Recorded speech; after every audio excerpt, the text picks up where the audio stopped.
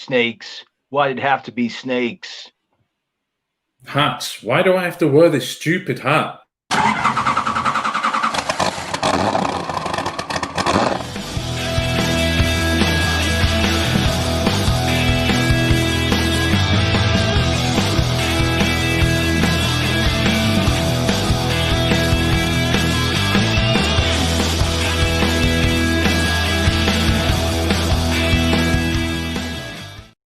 Hi everyone, welcome to Stars and Cars, the live show featuring me, Mick, minus the hat now. The hat has vanished. And obviously Colin, who is my tomb raiding friend who searches for the finest relics, like the best relic hunter ever, Laura Croft.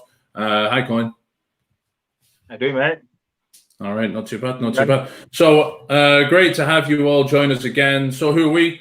We're Stars and Cars Events. We put on the largest vehicle and TV vehicle replica movie vehicle event in the country. So a little bit about us. Stars and Cars is the largest display of movie and TV replica vehicles in the United Kingdom, hosting your favorite iconic vehicles from both the big and small screen. We also have dozens of professional characters on hand for you to interact with. Not enough for you? Well, we then throw in a selection of props and sets for you to grab photos with. And finally, we top it off with a huge selection of traders for you to fulfill all your geeky needs. The icing on the cake? Every penny of profit from our event goes to our chosen charity, Darien House Children's Hospice. So that's us. That's Stars and Cars Events. That's the actual event itself. Since lockdown started, we've had to adapt like everyone else, and we started hosting these live shows. So the charity themselves, Darien House, is a children's hospice in Lancashire, and they provide respite and care for children with life-limiting or life-shortening conditions. To do that, it cost the hospice £4.8 million during 2020, of which that's not going to change. It's still going to be £4.8 million for them to run during the COVID-19 pandemic. So we're really trying our best to help them on the way. So tonight's show is all about the traders. So as well as the hospice itself, a lot of our traders have lost quite a lot of input, quite a lot of money due to the cancellation of not just our event, but thousands, hundreds of events across the country.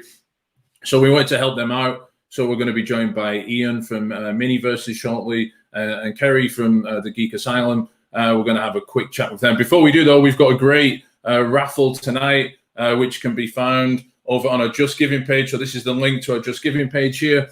All you have to do is donate £2 via the Just Giving page. Each £2 will get you an entry to the raffle, which will give you this awesome stuff, which has been donated by Ian. There's a list in the comments of exactly what's in the goodies, Ian Naylor's goodie box. So check that out in the comments. Again, the link, we'll keep the link up for a bit for you to head on over. So the link's there. Head on over, donate £2. Don't forget to leave your name on the donation. Don't make it anonymous, so we won't be able to track you down. We'll pick a winning bid, a winning ticket at the end, and away we go. So yeah, so Colin, I think you're going to introduce Ian.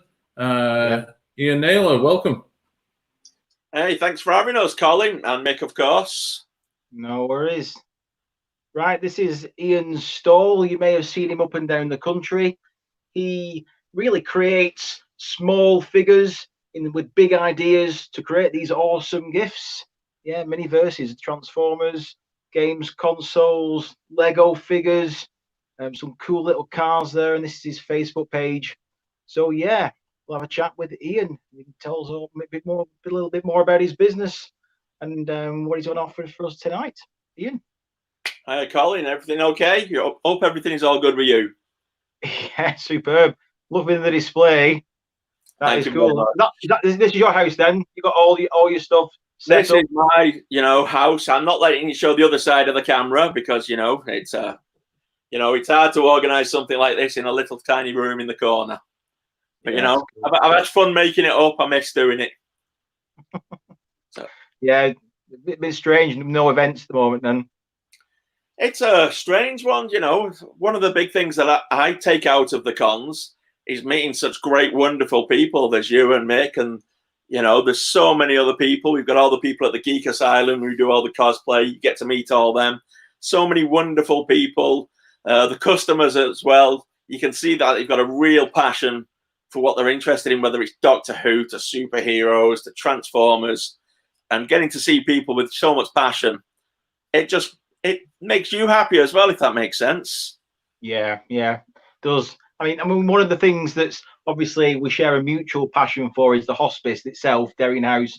Obviously, the video that we showed then showed that the event that we organise supports Derry, and all the profits from the event go towards Derry, and that's the hospice that has a special place in your heart, Ian. Yeah, my son used Derry House for a few years, and you know, it's a wonderful place. It's quite an emotional place just to step into, if I'm honest. I got to visit a few times. You know, my son used them. They did all sorts with him. You know, they took him to that. I remember they took him out to day trips and whatnot. They helped out with respite and care. It's hard to explain. It sort of builds you up just thinking about it.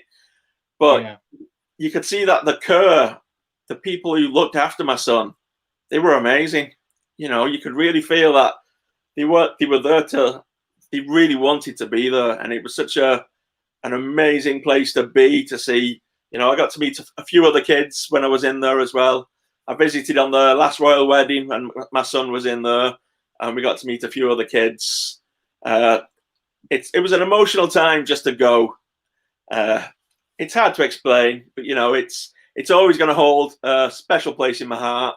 You know, if there's anything I can do to help, Stars and Cars event, it's not just my favorite event of the year, because you know, it supports, you know, Derry House. Such a great event. You know, I remember, was it last year, and they raised £25,000, and it was amazing just to be there to help out. I remember on the day where we presented the check and the picture, it was a wonderful day just to help out in any which way I can. My favourite memory from Stars and Cars was another young lad who used Derry House. I made a personalised frame for him, and I arranged for him to actually open up Bumblebee, and he got this frame, and I got a wonderful email off his nan that night saying that he was so happy, and the child really believed Bumblebee gave him a present. And that's still one of my all-time favourite moments doing events at all, to be honest.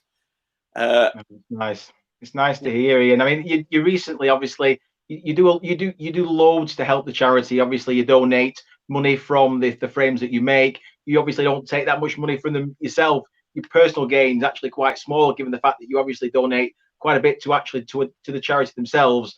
And I know you recently did a raffle, didn't you, regarding the Transformers? You met the Transformers guys at Liverpool, and you want to tell the guys a little bit about what you did there? Oh, through the guys over at Monopoly Events, I was able to make a Transformers frame featuring Megatron and Optimus Prime, and we got to meet both themselves, Peter Cullen and Frank Welker. Oh, sorry. Both wonderful people. They were so generous. We told them what it was. And at the end of the day, I think we raised, was it £275? We raffled the frame off on Facebook. I made the frame. To be honest, I'm kind of jealous. I would have loved to have had the frame myself, but I didn't enter it, of course. But, you know, I was so happy that we raised so much money. You know, it's a drop in the ocean for what we really need, but supporting Derry House, every single little penny does really matter. We heard Mick say how much they need each year. You know, it's the care that they provide, the different types of care that they have there. It's not just nursing, it's, you know, they have education. And yeah, I met the artist lady towards the end.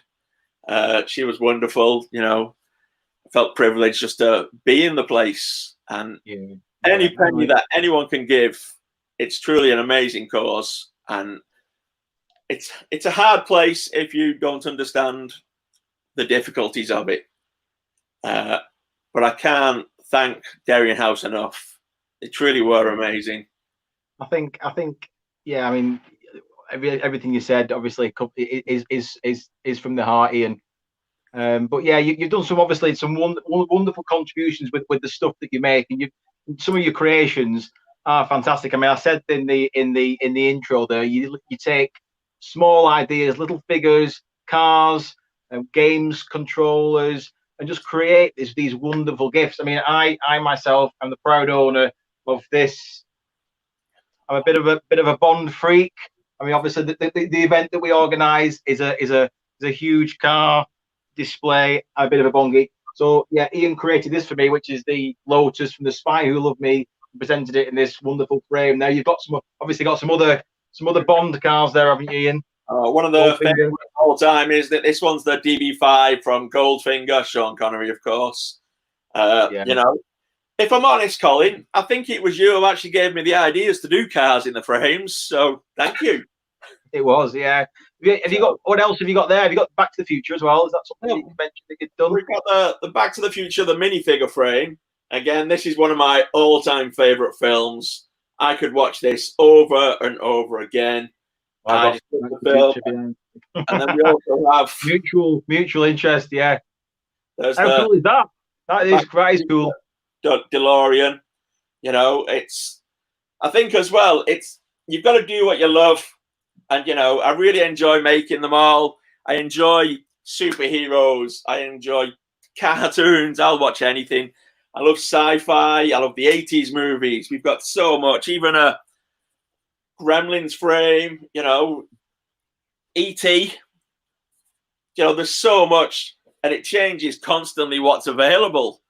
I think if you do what you love, you just love everything, to be honest. So what's your actual favourite? Is the Back to the Future your favourite piece out of the work you've done so far? You obviously been doing this a number of years. What's the one thing that you think, wow, I was really chuffed with that? I think, well, my very first frame was Deadpool versus Wolverine. Right. You know, my very first Wolverine comic was Wolverine issue 88, and that had Deadpool featured on the cover. So that holds a special place for me. And then the second one was Thor versus Loki. So again, I'll sit there and I'll begin to make the same characters, and it just takes me back how much fun I have enjoying the characters. You know, I have a real passion for comic books. I've been collecting comic books since I was 13. You know, reading, I think it's very important. I discovered I was dyslexic at the age of 29 after everything. But I started reading comic books at 13. A lot of people said comic books are not reading. But, you know, it got through me a lot. It teaches you a lot, morals, you know, do the right thing. Spider-Man is my favorite comic book character. But as you all know, Superman also holds a special place in my heart, for my son was called Kal-El. So Superman, you know, I've created a special shelf in my house, which is just Superman related, just to honor him in that way. But you know, everything. Ian, if the guys want to find out a little bit more about Miniverses and what you do, I understand they can find you on Facebook and Instagram. Facebook and Instagram.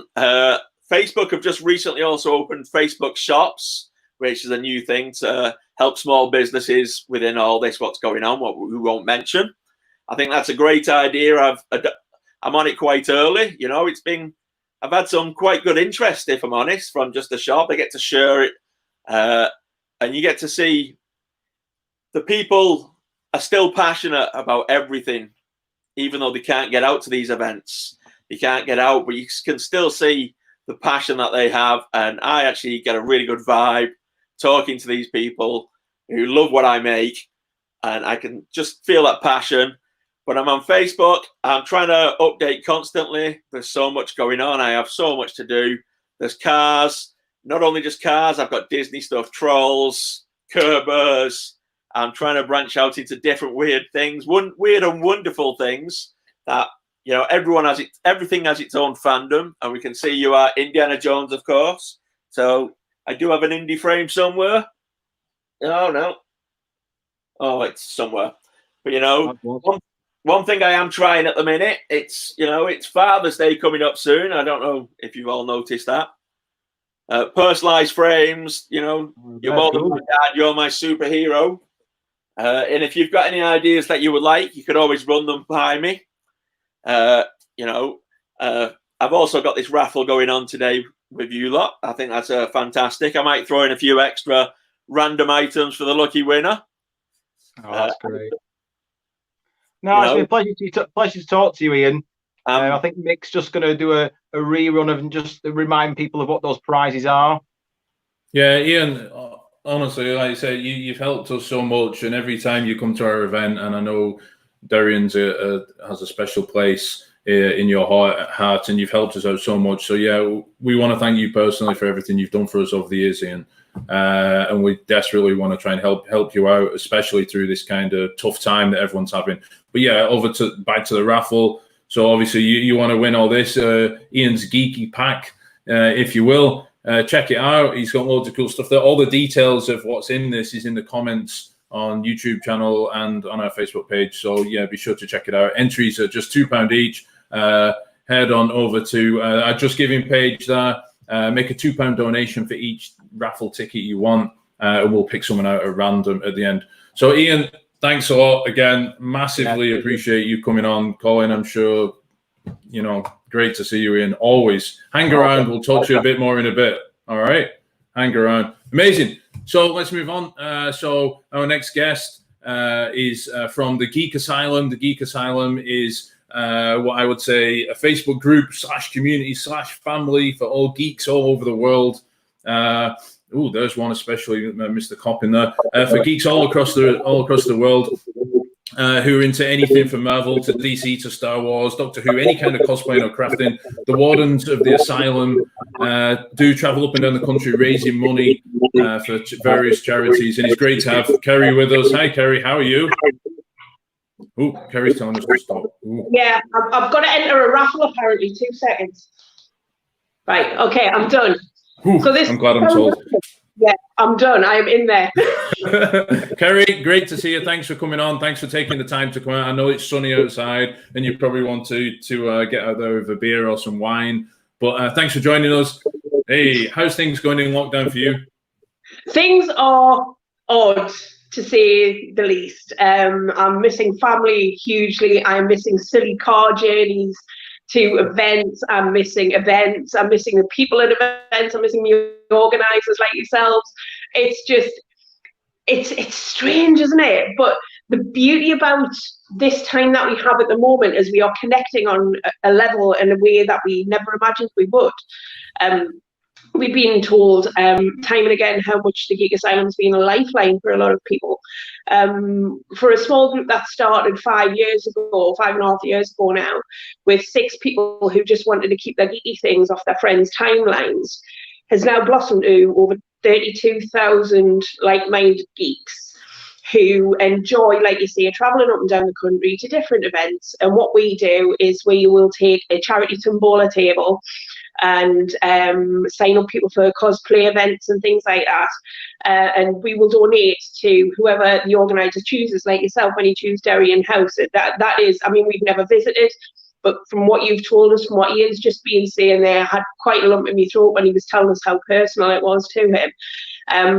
The only similar thing we've ever seen is the Chaz one that's in Scotland, which the Capital Sci-Fi they support, and I can only imagine it's exactly the same sort of setup where it's like a home from home for children to live a normal life for all of any limitations that they may experience. So I can't think of any more worthy cause than somewhere like Darien or Chaz or anywhere like that. So we've been privileged, to say the least, to have been invited to your events and come along and raise some money. I mean, like I say, I've not had personal experience with Darien House, but I have had personal experience with Stars and Cars. And I can categorically say that I now have another 10 months of Harry, my grandson, going, is it Stars and Cars next week, Nana? Is it Stars and Cars next week, Nana? Because it is his absolutely most favourite event. He's 5.5. You guys are creating memories that you don't even understand. You just don't get it. You can lay it all on as much as you like and go, yeah, this is good. You guys don't know the memories that you're creating for families and kids and adults alike. You really don't. And I just want to give you like a massive. Thanks, Gary.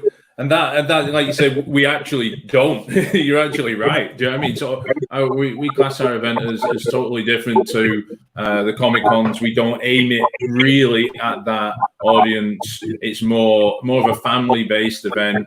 But we do, obviously, we know we have a lot of similarities with Comic Cons. We get that. But yeah, it's not kind of aimed in that right way. It's aimed at more people who come, they see a Stormtrooper and go, oh my God, there's a Stormtrooper. Where at every Comic Con, it's like, oh, there's a Stormtrooper. And I love Stormtroopers, just a disclaimer there. But yeah, it's aimed at people who've never seen stuff like that before. So it's brilliant. So did you first start the Asylum, Kerry? How many of you first started it up? I didn't start it up. It was friends of ours, Chris Kemp and James Wilkinson, who started it up. They were cosplayers. They were already out on the scene. Chris was a great photographer, and his partner James started coming out with different cosplayers.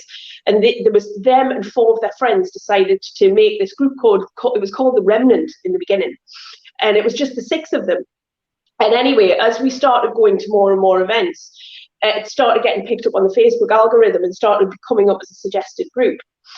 So I joined it. I think we had about 20 people or something in there. And I remember Chris and James I'm still really good friends with. They asked me to be an admin because the group was getting a bit big because it had 99 members. And when we look at that 99 members, yes, for the time that was huge for us. It was just a few friends who all got to know each other, and it's gone insane beyond that. It's gone for all it's like blossomed into this. I think we had a pause at about 4,000 people because we thought, right, we don't want it to explode and we don't want it to be like a huge deal. We still want it to be small enough so people feel like it's a community. And that's and then we just let it sort of grow beyond that. But we sort of kept an eye on how things were going, sort of every 1,000, 2,000 members that joined. And then we started getting invited to events. And it's not for personal gain. We don't take anything. We even pay for our own transport. We pay for our own. It actually costs us a fortune to run this. Yeah, I can imagine. But it's, you know, when you see what's happening, like with where the money goes, you know, we can raise hundreds of pounds over a weekend, and we'll see where that goes. And that's the payoff for us. That is absolutely the payoff. So we are missing that a little. So what we're doing is we've also got certain raffles and things like that running, and we're choosing different charities to sort them out. So because we raised about, I think it was about £7,000 last year through events. And of course, that's a big chunk out of charities right now. And so, like I think the last raffle that we had was for some Lost Boys autographs. And they went to the NHS charities together because they were kindly donated by Monopoly Events.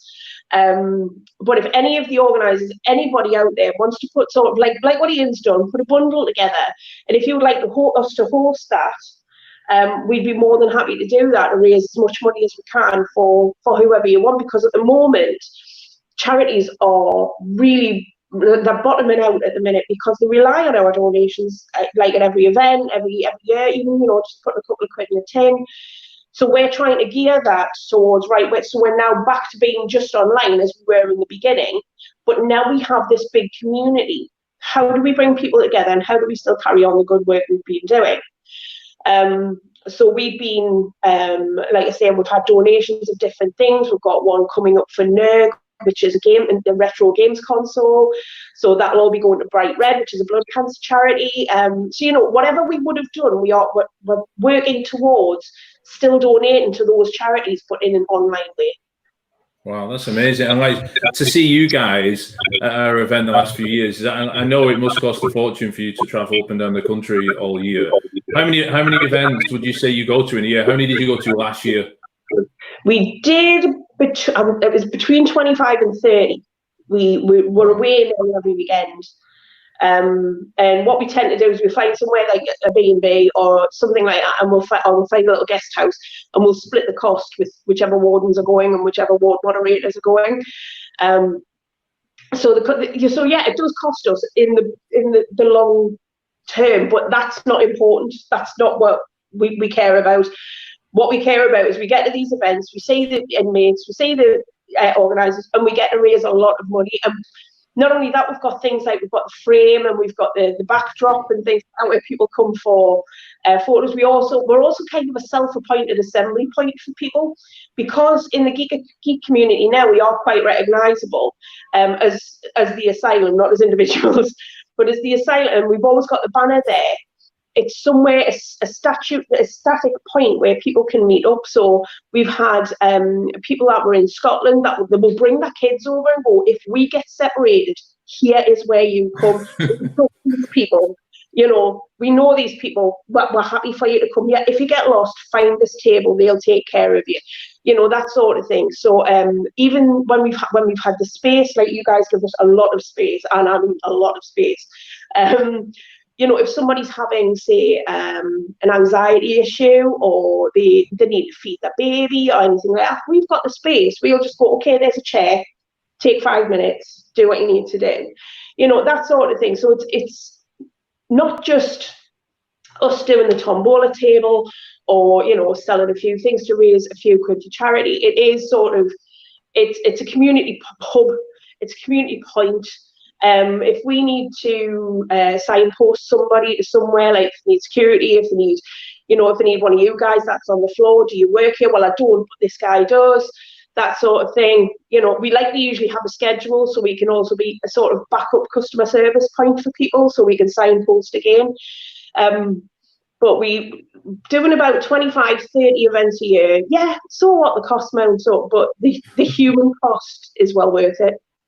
It is, and like I say, you touched then, every time I go in the Geek Asylum in the group, I always tend to see that it turns more into a family, into a community than what it is. This is this event, this is this event, come to my event. It is more of people, listen, I'm having a problem at the moment, can anyone help me out? And the amount of people who will jump on and help people out, yo, talk to me if you're down, send me a message if you want to chat. It's absolutely bonkers. It is. And that's one of the great, sometimes I sit back and I'll just scroll through. Like, we have post approval on the group, basically because we have a no spoiler policy. We have a PG-13 policy. What we want is for you to be sitting with your kids on the couch while you're watching telly and scroll through a Facebook group, you know, as we all do, and scroll through Facebook without having to shy your phone away from your kids, or see somebody being attacked and feeling a bit awkward about things. We don't have shaming of anybody, whether it be traders, whether it be event organisers, anything like that. If you've got a problem with them, we suggest you take it up directly with them. We're not into that. What we are into is bigging people up, never putting anybody down, always being kind, always enjoying your fandom. There's a million places on the internet where you can put what you hate about your fandom. Yeah, absolutely loads of places.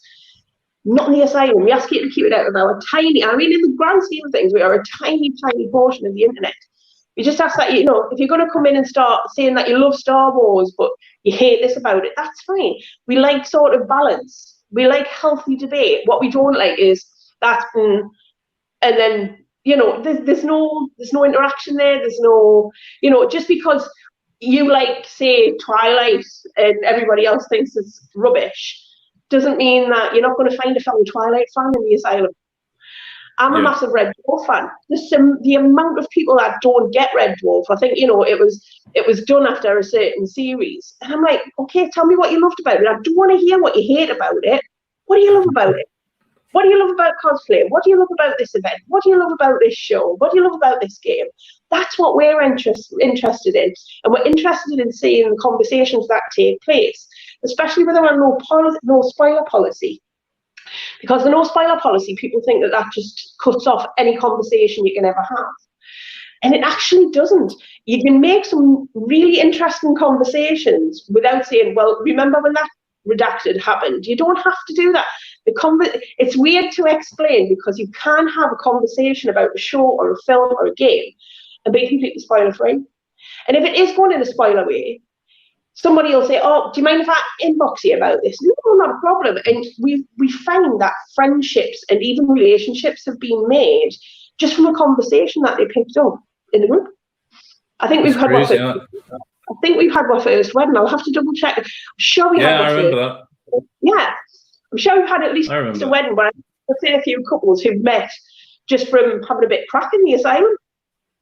I You know, we're remember not, that. we're So not being a group, but, you know, let things happen organically.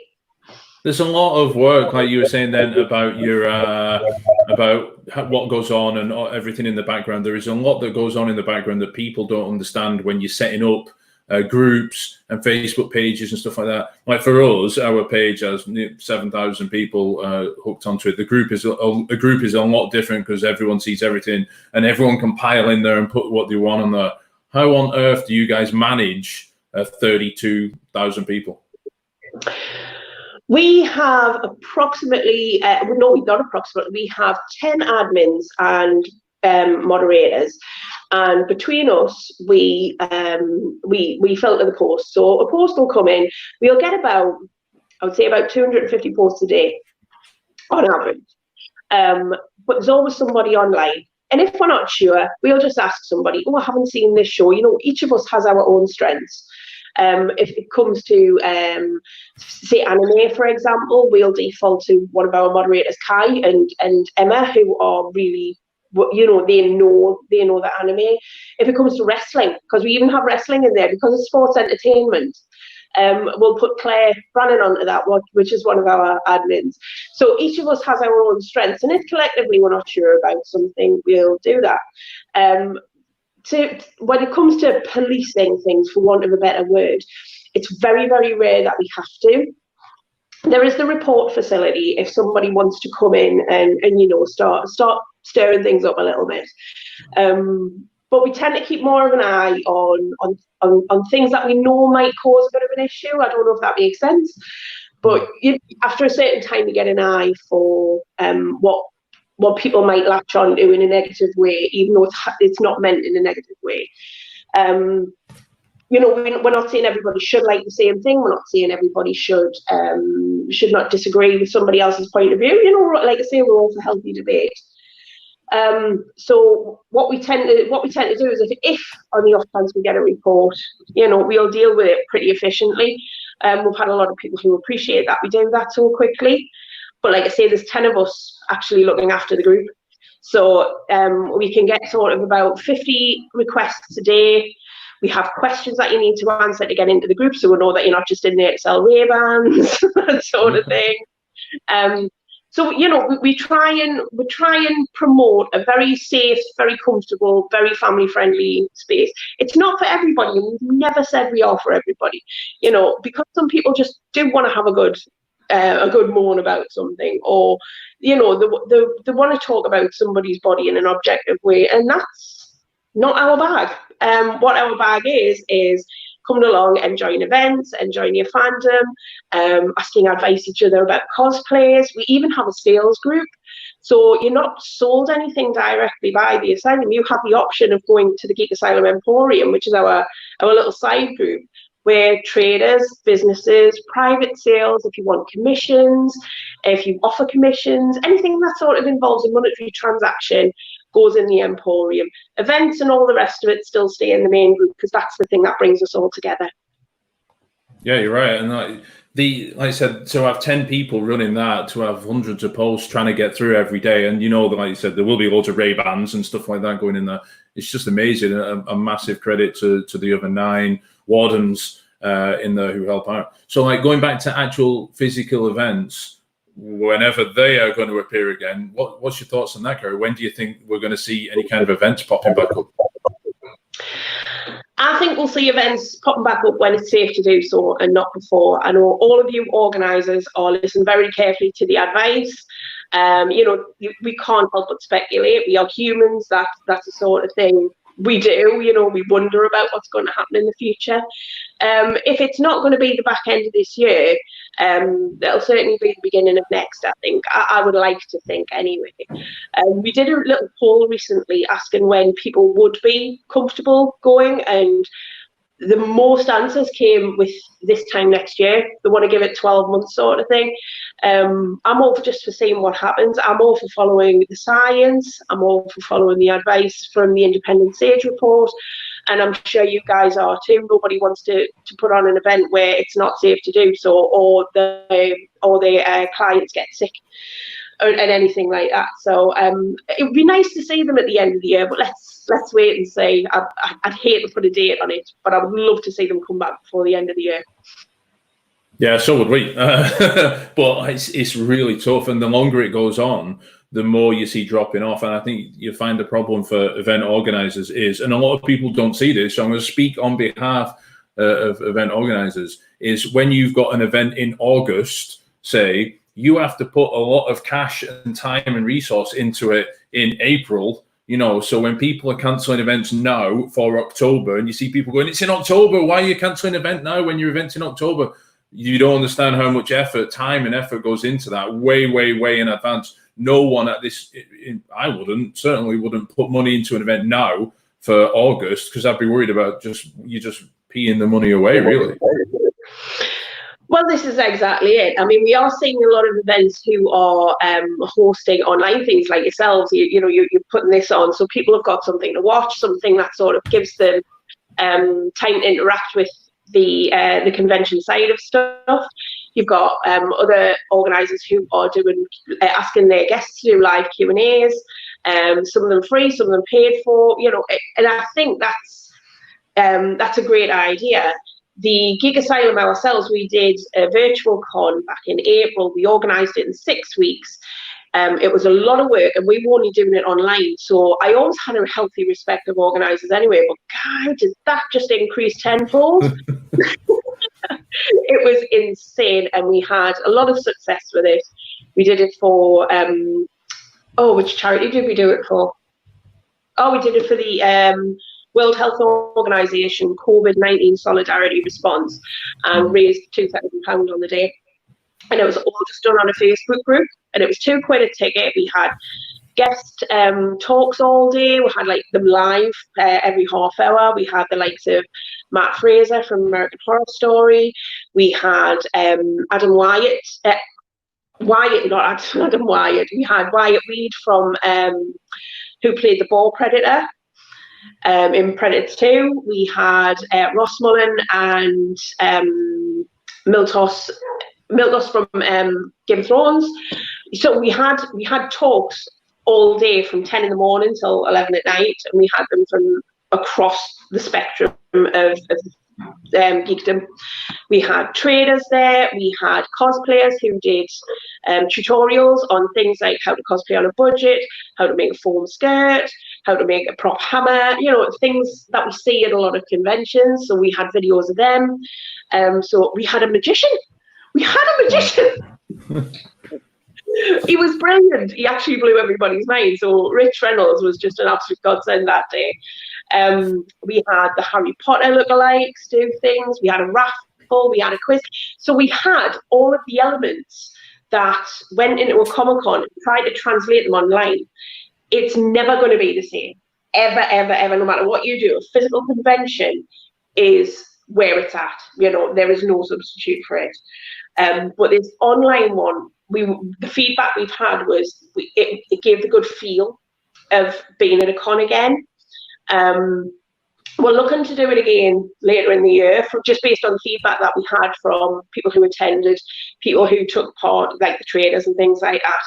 I know Miniverses, they took part, and they took sales from that, not just on the day, but throughout the week, from people who attended, and then get the opportunity to scroll back and then go, all right, I missed that. Yeah, I'll go and have a look. So we had a few hashtags through the day where you could just go and search on the hashtag to see which things you would like to go back on, such as the traders, such as the live interviews with guests and things.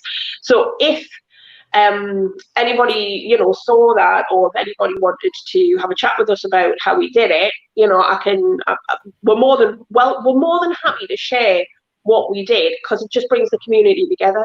We're not in it for self-gain. We are there to share knowledge, and if we can help out, then we will. We absolutely will.